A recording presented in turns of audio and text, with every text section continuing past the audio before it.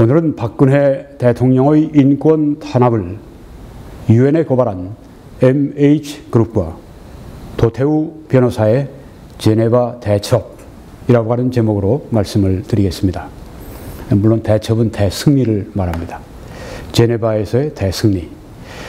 오늘은 11월 19일입니다. 여러분이 사역을 위해 기도해 주시고 또 이 동영상을 주위에 알려주시고 또 재정적인 지원으로 함께 이 말씀을 선포해 주시길 간곡히 부탁을 드립니다. 댓글 성원을 감사합니다. 여러분들의 글을 잘 읽고 있습니다. 계속 올려주시고 한 가지만 좀 주의해 주십시오. 욕설되는 거는 좀 피해 주십시오. 그런 건 제가 삭제할 수밖에 없습니다.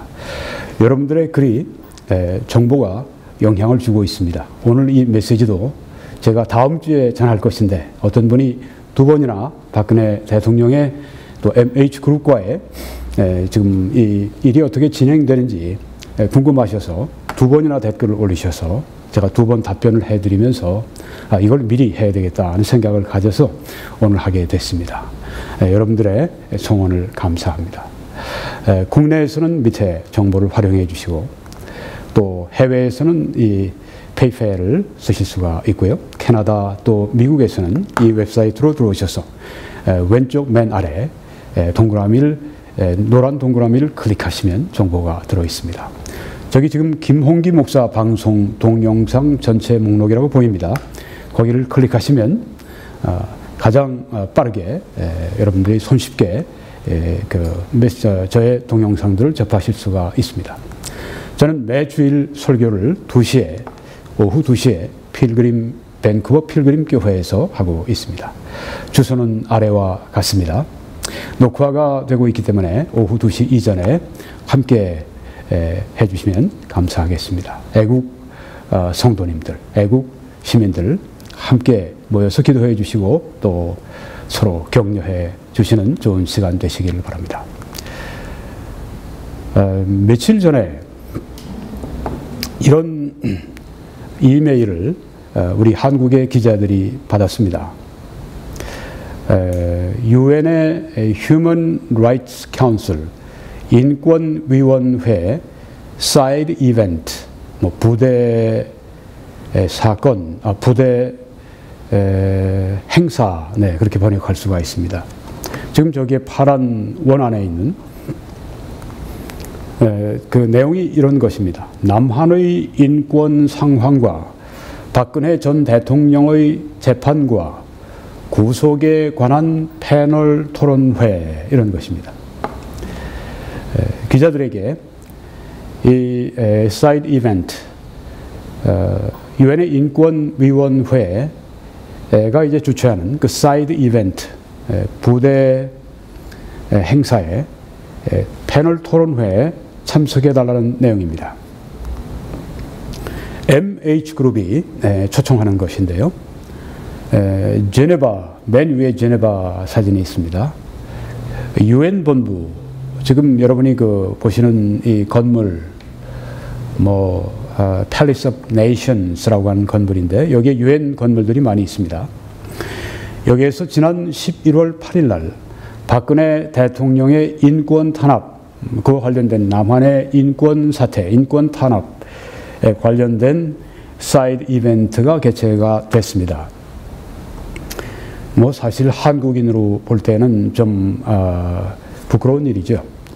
왜냐하면 한국의 인권 침해에 대한 그런 문제를 국제적으로 공론화시켰기 때문입니다. 이 유엔 인권위원회가 8일 날 그런 부대 행사를 가지는 것뿐 아니라 그 다음 9일 날 제네바에서 유엔 인권위원 회의실에서 여러분이 지금 보시는 저 사진에 나오는 이 회의실이 바로 거기입니다. 한국을 포함해서 40여 개 국가 대상으로 해서 인권 상황을 정기 검토하는 회의를 개최했습니다. 이걸 UPR이라고 하는데 Universal Periodic Review, Universal Periodic Review. 이것은 유엔 인권위원회가 193개 회원국의 인권 상황을 점검하는 그런 제도입니다. 여기에 우리 한국의 법무장관이 나와서 발표를 하고 했었는데 그거에 대해서 조금 이따 또 말씀드리겠습니다.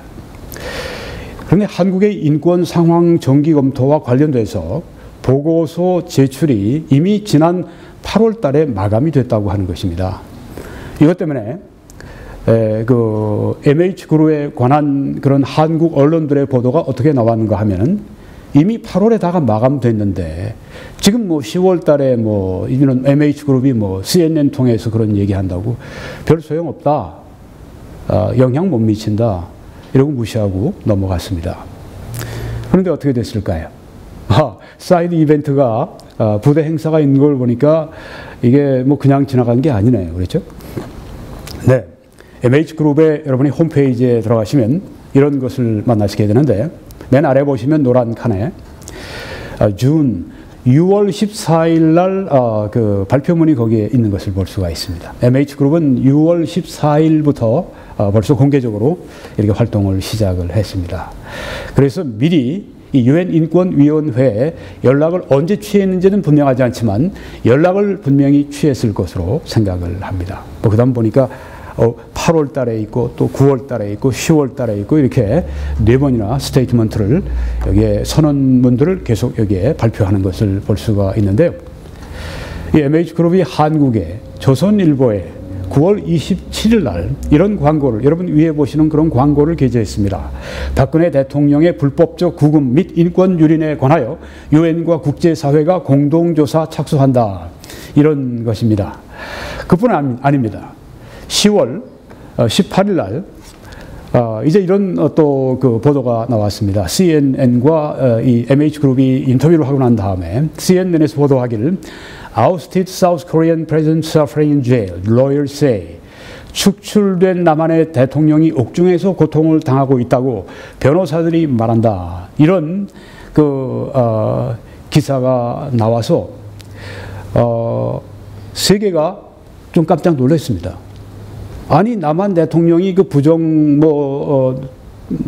축제 뭐 그런 거와 관련 뇌물 이런 거와 관련돼서 축출됐다고 우리가 알고 있는데 이게 뭔가 네. 왜 이런 것이 그 인권 변호사들이 이 문제를 들고 나왔는가? 네. 그래서 미국 사람들도 그렇고 세계 사람들이 이게 뭔가 문제가 있는가 보구만 그렇게 이해하게 된 것입니다. 그러니까 국제적으로 지금 공론화가 된 거예요. 한국에서는 꼭꼭 숨기려고 했었죠. 이런 거 밖에 나가서 얘기하면 이런 제가 설교하고 나면 꼭 한두 사람이 꼭 올립니다. 당신도 한국인이요? 이렇게 얘기를 합니다. 물론 한국인이죠. 우린 정직한 한국인입니다. 여러분 이후에 11월 8일 날 이 MH그룹의 활동으로 말미암아서 이 제네바의 인권위원회에서 이 부대 행사로 사이드 이벤트로 이런 그 패널 토론회가 열렸습니다. 여기에는 그 라드니 딕슨 영국의 황실 변호사이죠. 영국의 최고의 베테랑입니다. 또 미샤 호세이니언 박사. 이분은 그 영국의 그 옥스퍼드 대학의 법과 대학의 강사로 나가는 쟁쟁한 그런 그 법률학자입니다. 그리고 한국의 도태우 변호사 이 세 분이 패널로 나섰습니다. 도태우 변호사는 이 MH그룹에서 한국의 우리 박근혜 대통령 변호인단에게 초청을 했습니다. 여기 패널 토론회에 와서 여러분의 의사를 발표해 주십시오. 근데 그 중에 이 도태우 변호사 한 분이 제가 가겠습니다. 그리고 가신 겁니다. 다른 분들이 뭐 무슨 사정이 있는지는 모르겠는데 하여튼 이 도 변호사님이 담대하게 이 패널 토론회에 참석해서 정말 맹활약 아주 대활약을 했습니다. 이 도태우 변호사가 누구신지 아시는 분들은 알지만 제가 잠깐 소개를 좀 해드리면 도 변호사께서 지난 10월 14일 날 이 한국의 재판부가 김세윤 그 재판부가 박근혜 대통령의 구속 연장을 6개월 연장을 또 한다고 하는 그런 불법적인 그런 이 선언을 했을 때 거기에 변호인단이 박근혜 대통령의 변호인단이 다 반발을 했습니다. 이럴 수는 없다. 그래서 다 일괄 사표를 제출했고 이 도 변호사께서 이런 그 발언을 했습니다. 페이스북을 통해서. 스스로 구시대의 충견이 돼버린 형사법정 변호인의 소임에 사의를 표한다, 이렇게 말을 했습니다. 아주 김세윤 부장판사 분명히 이름을 거론한 다음에 구시대의 충견, 충성스러운 개가 돼버린 그런 뜻입니다. 또 자신의 구속 연장 결정이, 여긴 자신은 김세윤 부장판사 등입니다. 구속 연장 결정이 초래할 사회 역사적 결과에 대해서 보다 깊이 숙고했어야 했다, 이렇게 책망하면서 그는 대한민국, 김세윤 부장판사는 대한민국 법치를 구해낼 영웅적 행위가 가능한 자리에서, 그때 정말 중요한 시점이었으면 여기서 스탑, 딱 브레이크를 걸었더라고 할 것 같으면 한국의 법치주의가 그래도 살아있구나, 그래도 해볼만 하구나, 이래도 정말 아주 한국에 이런 살아있는 그런 그 양심적인 이런 법치를 존중하는 이런 판사들이 살아있구나 하고서 한국에 아주 새로운 빛이 있었을 텐데, 그때 바로 그 가능한 자리에서 대한민국 법치를 벼랑 끝으로 내몬 장본인이었다고 아주 바른 얘기를 여기서 한 것입니다. 노태우 변호사, 저는 아주 격찬합니다. 이런 소신 있는 변호사였기 때문에 지금 어떤 때입니까? 아주 서슬이 시립한 때죠. 조금만 잘못하면 말이죠, 수사에 칼끝이 가고 그냥 완전히 그냥 그 안에 있는 모든 것들 다 드러내고, 뭐 심지어 뭐 전화했던 뭐 내용, 카톡 했던 내용, 이게 수사할 대상이라고 할 것 같으면 몽땅 뒤집어 엎고 뒤집는 아주 불법이 난무하는 그런 시대에 자신을 아주 그냥 그 헌신짝처럼 내놓으면서 여기 지금 이 불의한 권력과 싸움을 하는 아주 용감한 우리 시대의 영웅적인 그런 변호사님을 여기서 볼 수가 있습니다. 저는 이 도태우 변호사님과 오늘 설교를 제가 하기 위해서 통화를 했습니다. 그저께죠. 11월 17일입니다. 도 변호사님은 제가 구면입니다. 제가 일전에 미국에서 함께 만나서 나라에 대해서, 대통령에 대해서 함께 의논하고 또 애국 활동도 함께 하고 그런 적이 있었습니다. 그래서 아주 반갑게 또 그리고 아주 그 깊게 우리가 이야기를 좀 나눴습니다. 자, 그 이야기를 다 발표하지는 않겠습니다. 발표할 내용만 제가 오늘 발표하도록 그렇게 하겠습니다. 이 도 변호사께서 그 활동이 아주 하이라이트였었습니다. 박근혜 대통령의 탄핵의 부당성에 대해서, 남한의 인권 탄압의 실상에 대해서 아주 정확하게 설명을 해주셨는데 제가 몇 가지만 추려서 말씀을 좀 드리겠습니다. 도 변호사께서 이런 발언을 그 패널에서 했습니다. 최근 조사 중이거나 조사가 예정된 사람 가운데 2사람이 자살을 했습니다. 일주일 만에. 그것도 다른 사람이 아니라 현직 검사가, 변호사가 일주일 만에 2사람이 자살을 했다고 하는 것입니다. 수사받다가. 이거 극히 이례적인 일입니다. 이건 한국에서 수십 년 만에 처음 있는 일입니다. 이것은 수사를 할 때 아주 강압적으로 수사했다고 하는 그런 혐의가 있는 것으로 우리가 볼 수가 있다고 하는 것입니다.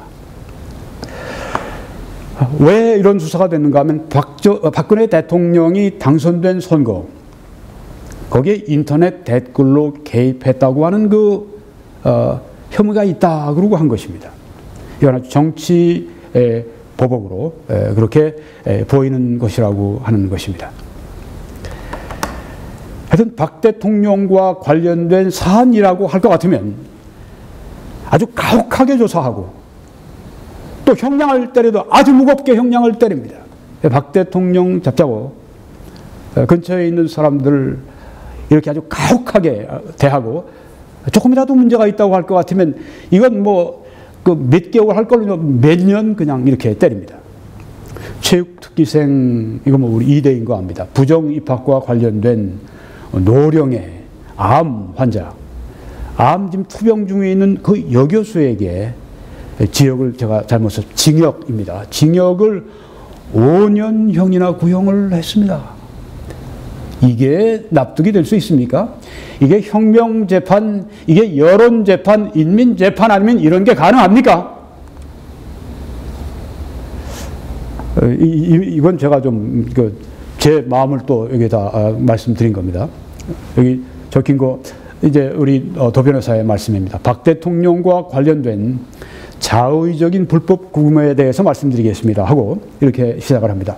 지난 3월 31일에 박근혜 대통령을 첫 구속한 것, 그것도 납득할 만한 증거가 없이 구속을 한 것입니다. 제가 좀 덧붙인다고 할 것 같으면 박 대통령이 주소가 불명합니까? 박 대통령 어디 도망을 갈 사람입니까? 다 지키고 있고 지지자들도 있고 반대자들도 있고 기자들도 있고 경찰도 있고 어딜 갑니까? TV 카메라가 있는데 증거인멸을 시도한다고요? 아니 그런 가운데 어떻게 증거인멸이 됩니까? 그리고 모든 그 증거 가지고 있다고 하는 사람들이 다 줄줄이 다 잡혀가 있는데 도저히 납득할 수 없는 그런 증거, 그걸 구속을 시켰습니다. 이건 제가 좀 첨언을 한 겁니다. 상당수의 언론 기사가 오보로 판명이 됐습니다. 또 재판정에서 수사받을 때 진술도 다 뒤집히는 그런 것들이 흔했습니다. 그렇지만 박 대통령은 법치를 존중하고 사법부의 독립성을 신뢰했기 때문에 6개월 동안 이 투옥돼서도 아주 성실하게 재판을 받았습니다. 지난 10월 16일 6개월간의 구속 만료와 더불어서 재판정이 불구속 재판을 하거나 아니면 엄격한 조건을 달아서 보석을 하는 그런 것이 이루어졌어야 한다고 하는 것입니다. 이건 상식입니다. 이거 법치주의로 가자면 반드시 그렇게 했었어야 합니다. 이건 제가 좀 덧붙인 겁니다.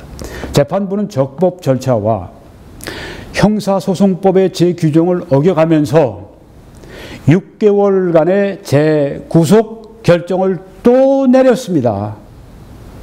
이해할 수가 없는 것이죠. 무엇을 근거로 SK 건을 이제 내놨는데 SK 건은 근거가 매우 박약한 것입니다. 혐의 18개 중에서 1개를 싹 빼놓았다가 요거 가지고 또 재구속하려고 했던 거죠. 이건 제 생각을 말씀드린 겁니다. 공익재단에 돈을 넣으라고, 미르재단 그런데 돈을 넣으라고 SK 박영춘 상무에게 고용태가 돈을 요구한 일, 그것을 말하는 것입니다. 그런데 공익재단에 돈을 넣지도 않은 삼성도 벌써 1심에서 무죄 판결을 받은 그런 것입니다. 근데 여기 SK는 물론 돈 넣지 않았습니다.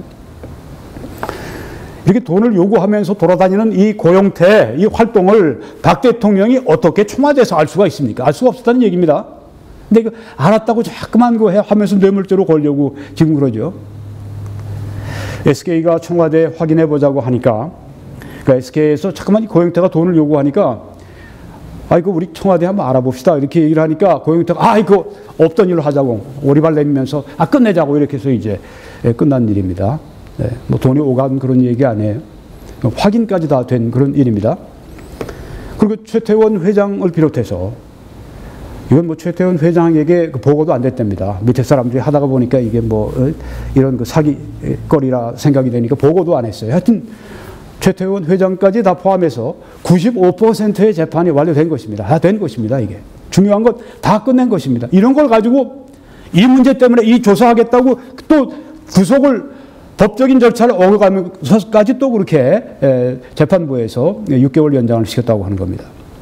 재판부가 증거인멸의 우려를 말하지만은 엄격한 조건을 붙여서 보석을 하도록 법에 규정되어 있다고 하는 것입니다. 이것마저 안 했다고 하는 것입니다. 외부인과의 접촉을 엄격히 제한하고 재판 불출석할 때에는 보석을 취소하면 되는 것입니다. 이렇게 할 수 있는 것입니다. 얼마든지 할 수 있습니다. 그런데 꼭 붙잡아 두려고 했던 것입니다. 여기 지금 말씀 안 하지만 그 이유는 정치적인 이유 때문입니다. 박 대통령이 나가서 여하간에 그 집에만 있어도 그 정치적인 영향력이 더 확대가 된다고 하는 것 때문에 이 문정부에서 바로 그것을 억압적으로 지금 이렇게 만들어서 이 판사들이 거기에 굴해서 지금 이렇게 된다고 하는 것입니다. 이런 보석이 가능했음에도 재판부는 이것을 외면했습니다. 이것을 지금 어디서 얘기했냐 하면은 지금 그 패널 토론회 조금 이따 나오지만은 그 다음에 이제 또 그 자의적 구금에 관한 워킹그룹, 실무그룹에 또 발표하는 시간에 또 했습니다. 고용태는 조건 없는 보석을 받았는데 혐의가 있죠, 고용태가. 고영태가 또 나가서 다른 사람하고 만나서 그 자기 말 맞추고 증거 인멸하려고 이렇게 한 그런 일들도 했었습니다. 이런 사람은 조건 없이 보석을 했고, 혐의만 가지고 지금 인정도 안 된 이 박 대통령, 엄격한 조건을 붙여서 보석하는 그것마저도 재판부에서 허락을 하지 않았다고 하는 것입니다. 이게 형평상 이게 맞습니까? 안 맞죠? 게다가 정상재판은 2주에 한 번씩 한답니다. 그런데 이건 일주에 4회나 하고, 그것도 아침 10시에서 저녁 6시까지 그냥 스트레이트로 이렇게 10시간씩 이렇게 하는, 이렇게 되면 뭐 밥 먹고 뭐 잠자고 그럴 시간도 부족하답니다. 피의자는요. 그리고 또 이 변호사들은 준비할 시간이 어디 있습니까? 전례가 없었던 일입니다. 한국의 재판 사상에. 또 상습적인 철야 조사. 밤늦게까지 혹은 그냥 뭐 새벽 2시까지. 네. 상습적인 철야 조사 하는 거. 우리 한국에서 이제 이 세 분 변호사가 이제 함께 좀 대화를 했답니다. 도 변호사께서 이제 이분들에게 우리 한국에는 구금할 때 범죄 혐의가 있고 주거가 불명하고 도주 위험이 있고 증거 인멸할 위험이 있고 이러면 구금할 수 있다 그렇게 하는데, 여기에 지금 그 영국 변호사들이 그건 우리도 마찬가지인데 우리는 하나 더 있는데 건강 상태를 고려하는 것이 있다고 그래요. 그러니까 지금 이 박근혜 대통령의 이 문제, 이 구금, 이 자의적 구금, 제멋대로 재판부에서 법에 의하지 않고 자기 멋대로 사또 재판, 원님 재판처럼 어떻게 합니까? 거긴 증거도 없이 내 죄를 내가 알렸다! 알지! 가둬놓고 그냥 때리고 그냥 죄를 뭐 억지로 자백시킬 때까지 하는 바로 그 방법으로 하고 있다고 하는 것입니다. 그래서 여기 지금 이 두 분, 이 MH그룹은 자신 있다고 얘기를 합니다. 왜? 국제 기준으로 보면 그게 안 통한다는 얘기입니다. 국내에서 통하면 다 통합니까? 국내에서 다수가 그렇게 정하면 다 돼요? 혁명재판 해버리고 여론재판하고 인민재판하면 그걸로 다 아주 그것이 정의입니까? 아니지 않습니까? 법은 왜 만들어 놨습니까? 정의라고 생각해서 만들어 놓은 거 아닙니까? 정의를 팽개쳐 놓고 자기들의 어떤 감정, 자기들의 어떤 정치적인 이익, 욕심, 바로 그 분노, 정치보복 이런 걸 가지고 그렇게 재판을 하니까 그게 어디 재판입니까? 그게 어디 누가 승복할 수가 있습니까? 승복하는 것이 잘못인 것이죠. 그리고 압력을 놓고 당사자가 아닌 시민들에게까지 압력을 놓고 이런 떼쟁이들이 어디 있습니까? 이게 국제적으로 통합니까? 그리고 또 이런 말을 했습니다. 피의자에 대한 협박이 있었습니다. 하여튼 박근혜 대통령에 대해서 팩트, 사실을 얘기하고 박근혜 대통령에서 사실 얘기하니까 박근혜 대통령에게 유리한 그런 그 증언을 하는 사람들이 있으면 붙잡아 놓고 그냥 심야조사, 철회조사하면서 이렇게 한다고 하는 겁니다. 이 검사들이 이렇게 막 그 협박을 하는 겁니다. 당신 이렇게 하면 옷 바꿔 입고 나를 만날 수 있어. 이 말은 교수복으로 이제 갈아입고 나올 수 있다는 얘기입니다. 또 이렇게 그 협박을 한답니다. 구치소는 좀 추워요. 이런 협박, 이런 협박해서는 안 됩니다. 이런 거 언제 주로 했는가 하면 또 삼족을 멸한다. 야, 이게 뭐 조선시대입니까? 이게 대한민국의 이게 검사들이 할 일이에요. 말도 안 되는 그런 얘기죠. 이런 얘기를 하니까요. 거기 자의적 구금 그 실무그룹 거기 어드바이저가 이 패널 토론회 때 왔답니다. 기대하지 않았는데 왔어요. 듣더니 깜짝 놀라더랍니다. 정말 그러냐고. 그거 얘기해 줄 수 있냐고. 나중에 이야기를 하니까 또 우리 한국 기자가 나중에 할 일을 할 걸 제가 미리 말씀드리는. 도 변호사님, 어떻게 이런 얘기를 하십니까? 국제적으로 이거 망신 그런 얘기예요? 정말 책임질 수 있습니까? 도 변호사, 나는 그 기록에 있는 거 읽고 지금 말씀드리는 겁니다. 알았습니다. 그럼 내가 좀 쓰겠습니다. 써서 문제를 일으키겠다는 거죠. 예. 도 변호사가 이런 얘기 했다. 거짓말 했다. 국제무대 이런 마음 심보로 한 거예요. 그리고 이제 거기에 참석했던 이제 뭐 발표하기 위해 왔던 그 법무부 장관한테 물어보고 뭐 있었던 일이니까 묵묵부답 대답을 못 해주는 거예요. 못 썼겠죠. 이런 얘기 전혀 안 나옵니다. 우리 한국 신문에, 한국 언론에. 지금 도 변호사 가서 이런 그 정말 영웅적인 활동을 한 아주 그가 한 이야기들 전혀 보도하지 않습니다. 얼마나 이게 편견 가운데 사로잡혀 있습니까? 그래서 자의적인 구금 실무 그룹에 고문이 참석했다고 말씀드렸죠. 네, 듣고 그러니까 이 패널에 8일 날 와서 예상하지 않은데 온 거예요. 그래서 듣고 난 다음에 마치고 나니까 앞으로 와서 이 도 변호사님에게 우리 그 다음날 청문회 같은 것이 있는데, 그러니까 유엔 그 실제 그 아주 그룹이죠. 네, 인권위원회 그룹에 와서 발언해 줄 수 있느냐. 그래서 이제 가서 발언해 주게 되었습니다. 그러니까 맨 처음에는 MH그룹이 이미 8월 달에 다 보고서 마쳤고, 한국 언론들은 다 끝난 거다. 뭐 MH그룹 한다고 소용없어. 이러던데, MH그룹도 약간 우려가 있었답니다. 네, 좀 시간이 좀 지나서. 그런데 아주 진지하게 이 실무그룹에서 이 관심을 표명하니까 다들 굉장히 고무가 된 거예요. 그리고 패널에서만 전해진 것이 아닙니다. 그 다음날, 네, 이 아주 본 게임입니다. 자의적인 구금에 관한 실무그룹, 이게 Working Group on Arbitrary Detention, 네, 이것인데요. 청문회 같은 그런 데에서 이 도 변호사가 증언하기 시작했습니다. 도 변호사님은 여기에는 본래 초대가 안 된 것입니다. 그냥 패널 토론회에, MH그룹이 초청한 그 패널 토론회에 거기에서 한 것입니다. 그런데 거기에 바로 진짜 이 유엔의 이 실무그룹의 책임자 한 분이 와서 듣고 와서 해달라고 해서 지금 여기에 오게 된 거예요. 뜻하지 않은 이건 아주 놀라운 기회를 받은 것입니다. 하나님의 섭리라고 생각하는데, 여기서 한국 기자가 와서 맨 처음에 이제 사람들이 뭐 얼마 처음이니까 왔겠어요? 사진 뚝 찍고 가서 연합뉴스로 얼마 모이지 않았다 그렇게 얘기했답니다. 근데 실제로는 시간이 지나면서 한 30여 명이 그렇게 참석을 했는데, 다 중요한 지도자들, 뭐 NGO 또 뭐 여기 UN 뭐 이런 중요한 사람들이 와서 30여 명이면 많이 왔답니다. 왜냐하면 제네바 UN 본부에서 했고, 사전 예약을 받아야 되겠고, 받아야 했고, 엄격한 검열을 됐고, 그런데도 30여 명이면 많이 참석했습니다. 국가 대표들이 왔고요. 그래서 들었던 것입니다. 이 결과가 그 다음 어디서 나타나느냐 하면은 여기입니다. 9일날 UPR, 조금 전에 말씀드렸던가요? 네. 여기 UPR은 이제 정기적으로 각국의 인권에 대해서 유엔 회원국의 인권에 대해서 검토하는 그런 회의입니다. 여기에서 한국의 인권 상황을 여기에 지금 우리 박상기 법무장관이 설명을 한 거예요. 어떻게 했겠습니까? 제 추측은 그래요. 네. 우리 한국의 인권이 이렇게 개선이 됐고 이렇게 잘하고 있습니다. 그런 얘기를 했겠죠. 네.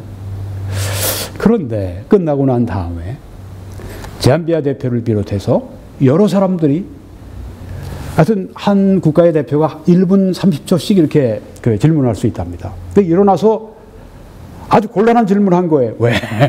도 변호사가 그 워킹그룹에서, 실무그룹에서 얘기한 걸 다 들었거든요. 이상하다 이거. 한국의 인권이 지금 문제가 있다. 왜 구속을 재연장했냐? 그 근거가 그렇게 해서는 안 된다. 곤란한 질문을 받은 겁니다. 되자마자 박상기 법무장관이 가서 아주 곤혹을 치는 거예요. 그래서 이 도 변호사께서는 이제 심기가, 그러니까 아주 불편한 표정이었다 그렇게 얘기했는데, 네, 제 생각에는 대단히 불편했을 거라고 생각합니다. 네, 아주 자랑스럽게 나갔는데 국제 무대에서까지 속일 수 있을 줄 압니까? 이전에 유엔에 가서 우리 문재인 대통령이 얘기할 때 뭐 촛불혁명, 위대한 혁명으로 탄생한 정부고, 뭐 아주 평화로운 그런 아주 모범적인 세계의 모범이고, 뭐 세계 각국이 촛불을 배워야 하고, 국제 무대에서 속여요? 여기 국제 무대가 이게 개돼지들인 줄 압니까? 한국의 사람들을 속인다고 세계의 사람들을 속일 수 있을 것 같아요? 이런 참 위선적인 사람들, 여기 법무장관도 마찬가지고 문재인 대통령이라고 하는 사람도 마찬가지고 이게 얼마나 위선적입니까? 아니 촛불광장에서 무슨 일이 있었습니까? 박 대통령을 효수한 걸 머리를 거기다 올려놓고 꼭대기 아주 그냥 높은 그 나무떼기 위에다 올려놓고 피가 줄줄 흐르게 해놓고 말이죠. 그걸 돌아다니면서 사는데 그게 평화로운 그게 집회였습니까? 평화로운 광화문 광장이에요. 그게 비양심적인 지도자 문재인 어떻게 그런 말을 할 수 있어요? 심지어 국회에서 이 박근혜 대통령 뭐 그림으로 나신 그런 거 해놓고 거기다가 뭐 아주 성적으로 아주 물란하게 그렇게 묘사해 놓은 게 심지어 국회 갤러리에 있는 이런 나라, 그런 그 혁명, 그런 촛불, 이게 평화롭고 이게 세계 사람들이 닮아든다고 당신 무슨 얘기하고 있는 거예요, 문재인 씨? 이런 걸 가지고 박상기 법무장관이라는 사람이 가서 그 국제 무대에서 또 거짓말을 해요. 한국의 인권 상황이 이렇게 좋다고. 박근혜 대통령이라든가 이런 이 보수우파 정치인들 그 얼굴을 이렇게 그 후추공에 그려놓고 애들 자기 데려간 자기 자식들에게 발로 빵빵 차게 만드는 이런 나라, 이런 촛불, 이런 광화문 광장, 이게 평화로웠습니까? 말도 안 되는 얘기를 하고 있습니다. 어디 와서 이렇게 함부로 국제 무대에 와서 거짓말을 해요? 박상기 법무장관 아마 사람들은 그럴 거예요. 야, 어쩌자고 당신은 한국인입니까? 당신은 창피하지 않습니까? 무엇이 창피한 겁니까? 거짓말한 게 창피하지. 여기서 사실을 얘기하는 사람이 왜 창피합니까? 도변회사가 왜 창피하고 제가 왜 창피하고 왜 그렇습니까? 여기 거짓말하는 박상기 법무장관, 거짓말하는 문재인 이 대통령이 이 사람들이 문제지, 이 사람들이 매국노지. 어디 그런 얘기를 거꾸로 해요? 아까 이 불만을 토로한 한국인 한 유럽 특파원 기자에 대해서 말씀을 드렸습니다. 네, 8년 동안 유럽에 있었다고 하는데, 여러분 이 MH그룹 또 도태우 변호사 제네바에 이 아주 대전은 대첩이었습니다. 제가 볼 때 뭐 여기 누구도 이 도태우 변호사를 비롯해서 여기 어떤 사람도 그런 얘기를 안 했습니다. 제 평가입니다. 순수하게. 이번에 제네바에서 인권위원회에서 MH그룹과 도태우 변호사는 대첩을 했습니다. 제네바의 대첩입니다. 한산도의 대첩, 명량 대첩, 또 행주 대첩과 같은 아주 제네바 대첩을 한 것입니다. 여기에 우리 도 변호사는 이렇게 의미를 부여합니다. 유엔이 한국의 인권 상황에 대해서 각성하기 시작한 것이 큰 의미가 있다고 볼 수 있습니다. 맞습니다.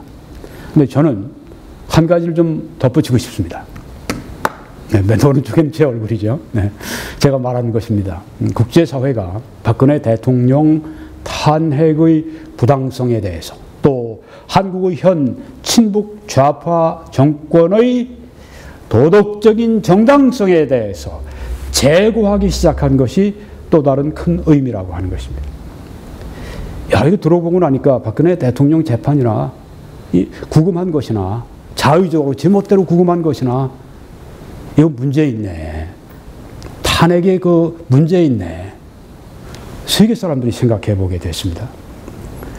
또 그런 그 일들을 통해 집권한, 그리고 바로 지금 그렇게 그 인권을 탄압하고 있는 이 박근혜 대통령 그렇게 구속한 것도, 구속해서 그걸 이 감옥에 넣은 것도 그것도 인권 탄압인데, 또 이런 전혀 근거가 없는 걸 가지고 또 그 재연장을 시도하는 것, 그것도 이거 정말 문제 있네. 그래서 현 정권의 도덕적인 정당성을 다시 제고하기 시작한 것. 큰 승리입니다. 이 큰 승리를 여기서만 멈추는 게 아니라 이제 확산해야 됩니다. 이걸 들으시는 여러분들은 확산시키셔야 합니다. 저는 이제 도 변호사님께 영문으로 쓰여진 게 있으면 제가 요구할 생각입니다. 네, 그래서 그걸 백악관에도 보내고 제가 보낼 수 있는 미국의 정치인들에게도 보내고 이렇게 해서 좀 주위에 알려야 되겠습니다. 여러분들이 어느 나라에 계시든지 여러분의 정치인들에게 좀 보내시기 바랍니다.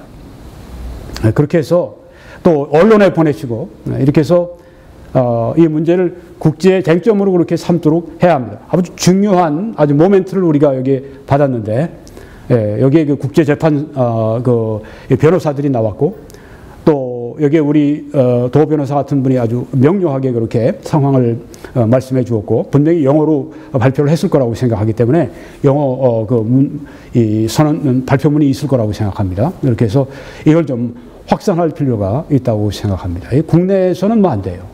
국내에선 뭐 꽉 쥐고 뭐 자기들끼리 뭐 우리가 다수가 결정했으니까 뭐 다수 결정 맞아. 더 이상 말하지 마라. 이런 그 분위기에서 아무것도 지금 정의와 진실이 실천이 안 됩니다. 이거 해야 합니다. 반드시 해야 합니다.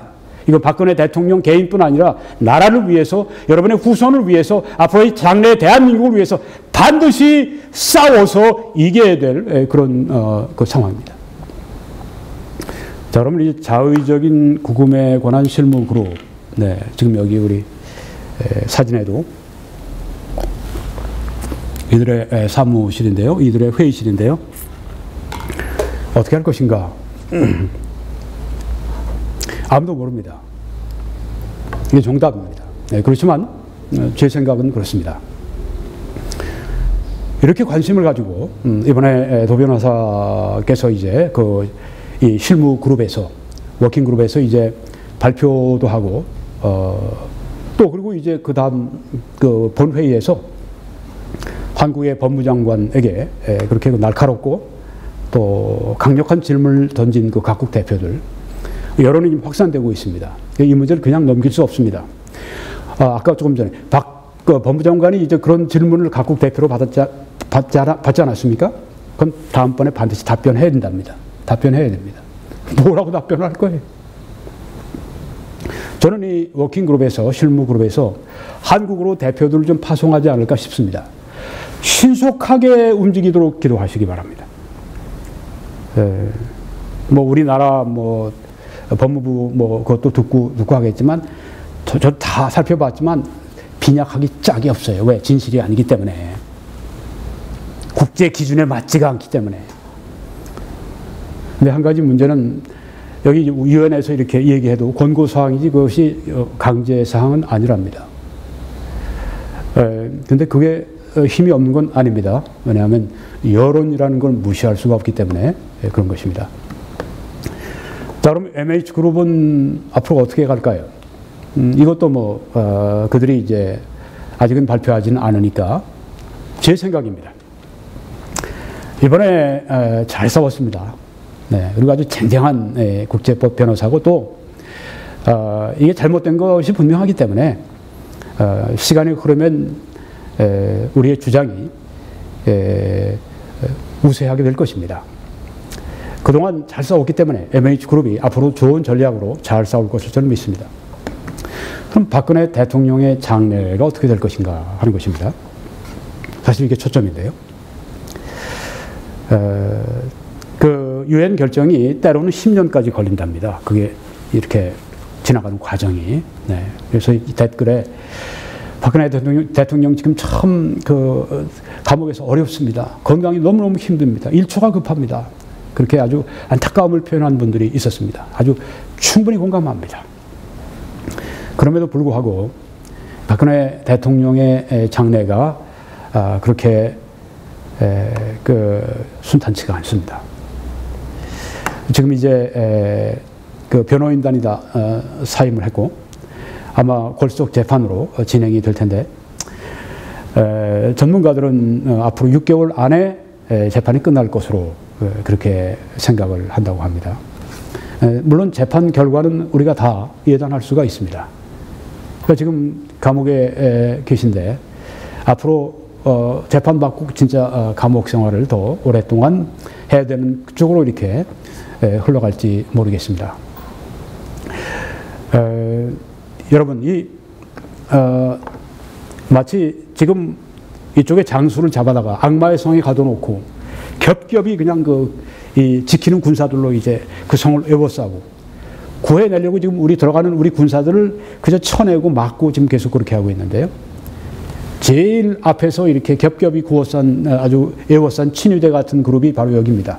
친북, 친중, 반미 성향의 촛불혁명 문재인 정부입니다. 청와대에 있는 문건까지 다 그냥 드러내고 막 갖다 가지고 불법이라는데, 그거 하고. 네. 제가 알기로 불법이라는데.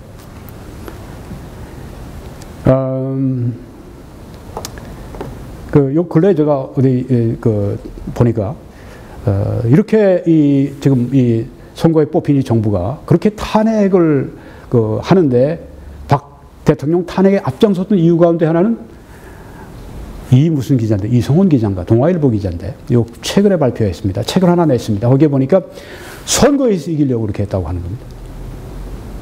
자, 여기서 지금 이 정부가 촛불 정부, 자기네들이 촛불 혁명 정부라고 그러니까, 자기들이 혁명 정부라고 그러니까, 조갑되신 말대로 이 혁명 정부 무너뜨려야 됩니다, 우리가. 왜?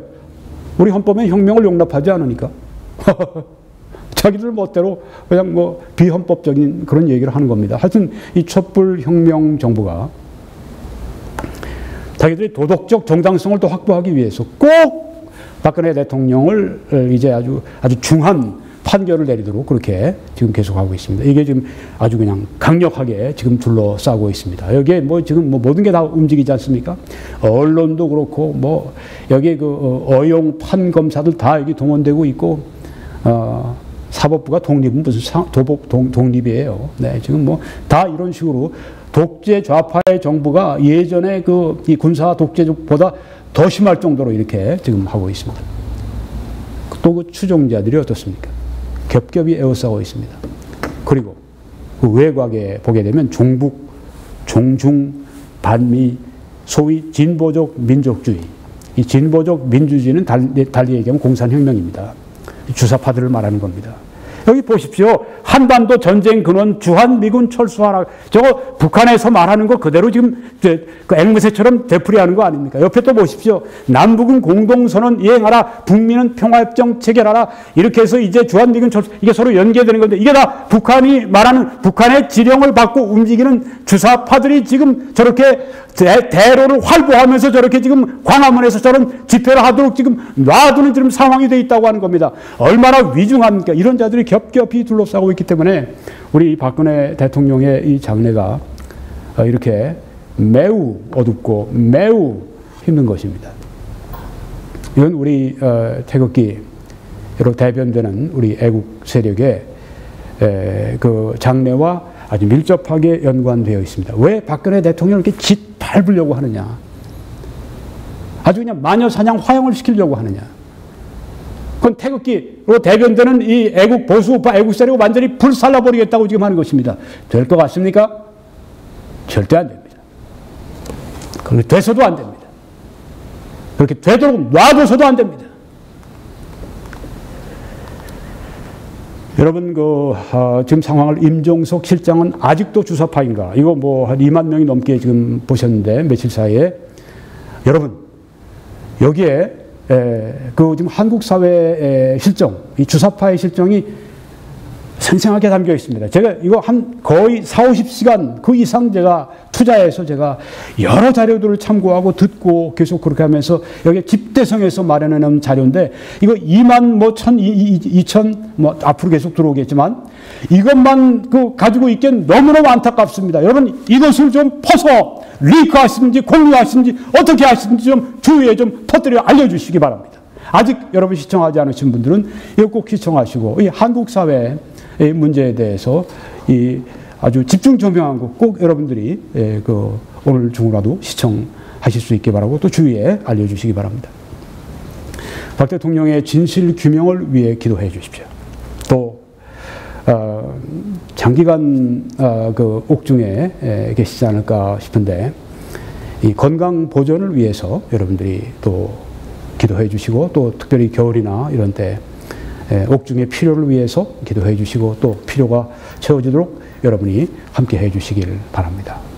그리고 속히 자유의 몸이 되도록 그렇게 여러분들이 기도해 주시기를 바랍니다. 자유의 몸뿐 아닙니다. 영혼이 자유로워야죠. 옥중에 있어도 옥중에 있지만 양심은 자유롭다는 찬송이 있는데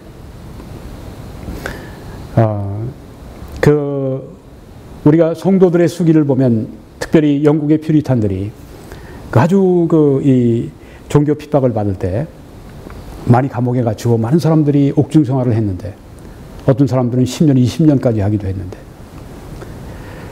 그 중에 여러분들이 내가 옥중에 있었을 때 제일 내 영혼이 하나님과 가까웠고 아주 영광스러운 체험이었습니다. 옥중에 있는 게 차라리 옥 밖에 있는 것보다 낫습니다. 이렇게 표현한 분들이 꽤 많이 있어요. 신앙의 힘이죠.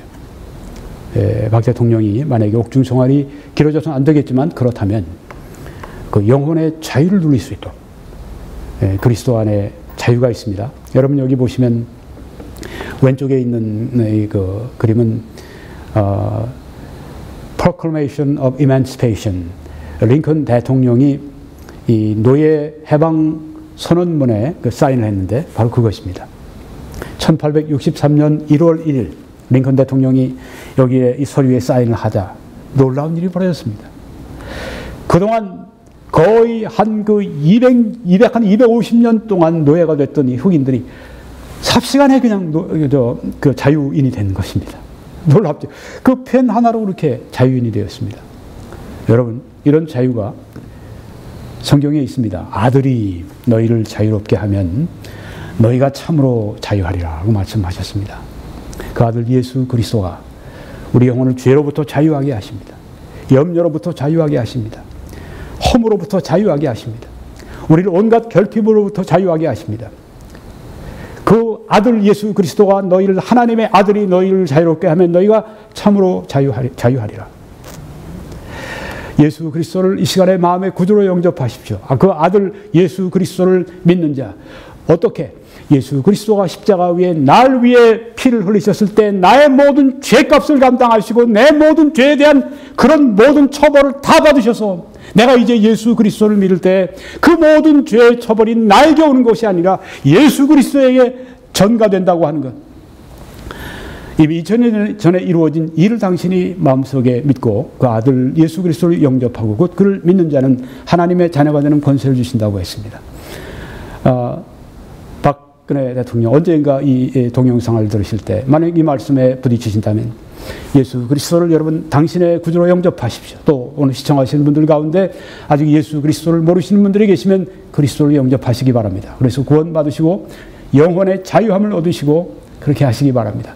죄에서의 자유, 죽음에서의 자유, 허무에서의 자유, 절망에서의 자유, 고통에서의 자유, 모든 자유를 하나님의 아들이 여러분에게 주실 수 있습니다. 또 우리는 나라를 위해서 기도할 때 자유민주주의의 승리를 위해서 우리가 기도해야 되겠습니다. 또 그뿐 아니라 남북의 자유 통일을 위해서 기도해야 되겠습니다. 또한 우리 나라의 반공의식이 너무너무 그렇게 약해졌는데 반공의식의 대각성이 올 수 있도록 기도하시기 바랍니다. 어떤 사건이 필요할지 모릅니다. 그렇지만 우리는 이 반국의식의 대각성이 없으면 진짜 이 나라가 장래가 적화 통일되는 것은 시간 문제라고 생각합니다. 또 대한민국 안보와 발전의 초석인 한미 동맹이 강화되도록 여러분이 기도에 힘써 주시기 바랍니다. 저는 이 말씀을 전해드리고 마치겠습니다. 내 이름으로 일컫는 내 백성이 그들의 악한 길에서 떠나 회개하고 스스로 낮추고 겸손해서 기도하여 내 얼굴을 찾으면 내가 하늘에서 듣고 그들의 죄를 사하고 그들의 땅을 고칠지라. 저기 지금 동그라미 안에 우리 남북한이 다 있습니다. 남한만 고쳐지는 것이 문제가 아닙니다. 남한만 평화롭게, 남한만 평화를 지키고 남한만 경제 발전하고 남한만 이렇게 잘 사는 게 문제가 아닙니다. 2300만 북한 동포들을 해방시켜야 합니다. 통일돼야 합니다. 그것도 자유 통일이 돼야 합니다. 평화 통일이 된다 하면 그보다 더 좋을 수는 없습니다. 여러분, 하나님께서 우리 남북한을 고쳐주시도록 기도합시다. 그리고 하나님이 우리의 기도를 들으실 것을 믿고 계속 나아가십시다. 하나님이 여러분과 우리 남북한을 또 해외 동포들을 크게 축복해 주시기를 간절히 축원합니다.